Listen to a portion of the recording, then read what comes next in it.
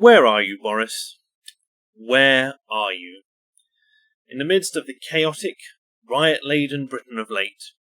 Your last statement was on June the 12th, condemning the attacks on Winston Churchill's statue by claiming that the movement had been hijacked by extremists. The Guardian didn't like that statement very much, and neither do I. Although for different reasons to them, I imagine. The movement hasn't been hijacked, has it? No, it has always been their intention to abolish the police, to abolish history, and to give themselves a nice clean slate, soaked in the blood of their detractors to restart Britain. And yet, you remain silent. You leave the statements to Dominic Raab and other expendables, and you, the leader of the Conservative Party, continue to let the British public down and remind us all that you can serve nothing, zero, nada. For goodness sake, man, you're a classicist. You scoffed at Tony Blair for being educated in politics rather than a real subject. Your party trick is to recite, albeit, I'm told poorly, sections of the Iliad in ancient Greek. You would expect a man like you to have a spine when it comes to the desecration of British heritage and historical sites. That you would come out and condemn in no uncertain terms the actions of BLM.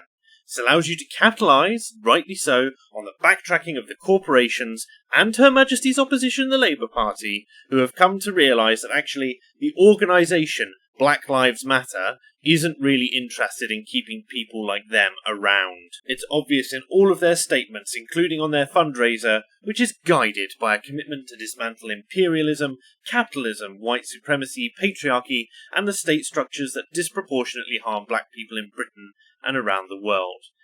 This is all their own terminology, pulling from a literature which is scientifically bankrupt, immoral, and will result in your head. Do you need me, a layman, to tell you what you should have said from day one? Do you? Well, I'm about to anyway.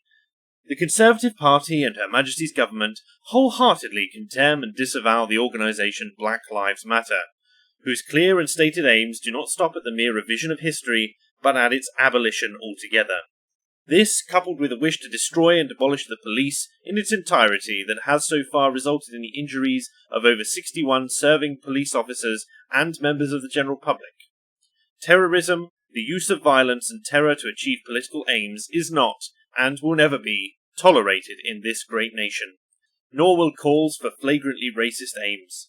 It is clear that though this is the work of bad actors, and many will have been deceived by the innocuous and undeniably factual statement of Black Lives Matter, which nobody in their right mind would disagree is the case, these bad actors are aligned totally, and with the knowledge and implicit consent of Black Lives Matter the organisation, which cheers and refuses to condemn these actions. We are in the centre of the coronavirus crisis. The government's stance is clear. People may not gather in groups of over 6 until this is behind us. Those of you who go out now to peacefully protest, we have heard you, and a statement will be made later this week addressing concerns of the extent of racism in the United Kingdom. Until then, if you protest in a group larger than 6, do not observe social distancing, then the police will send you home. Her Majesty's government condemns all criminal acts that have occurred in the past month's protest and riots. Those of you who are out there who have committed such heinous acts, we are coming for you. You will face justice.